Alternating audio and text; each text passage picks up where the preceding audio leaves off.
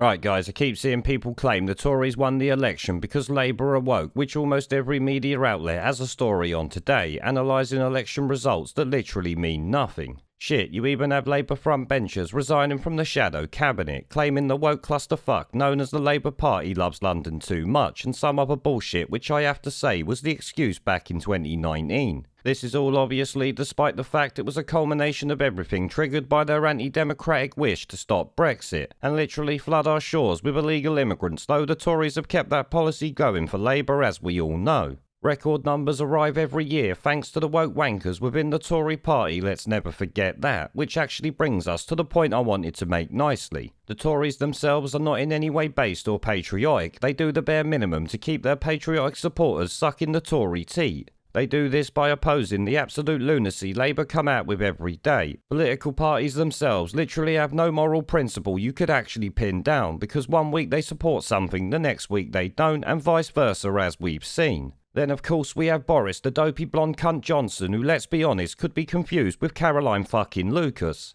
You know, the ultra woke wankers only supported in places like Brighton, which really should say it all. I mean, we've already seen ITV attempt to shift the lockdown agenda from health to climate change with their photoshopped Himalayas photo that I called out last week. I reckon Boris has already been told by his masters that climate lockdowns are coming, and I am that sure of it. I will bet your bollocks to a barn dance right now it will be the agenda by 2023 if it's not before. I'm sorry to point out that whole agenda there is woke bullshit that I've never heard a Tory voter claim he actually wants. Shit, I've never actually heard one talk about climate change or Green New Deals as something they want or even care about. In fact, the majority of what they're actually talking about is the complete opposite to what Boris fucking Johnson is actually doing. And I would say most are actually horrified when you tell them that this green agenda will literally cost every household in the UK £100,000 by 2050. Because naturally they didn't vote for this shit and neither did anyone else. In fact, most don't even know it's happening because they don't pay attention.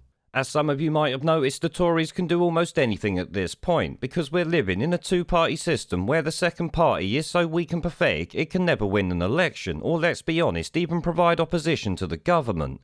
We all know for a fact that the Labour Party is woke, but that's not why it lost, and will only be a very small reason why it lost and will continue to lose. The Labour lie itself has been exposed, so their voters have abandoned them literally. The Tories are up next, and I hope their downfall arrives soon, because if not, they would have destroyed this country before long. So as I said, Labour didn't lose because they are woke, they lost because they are Labour. Blaming it on being woke is just a cop-out.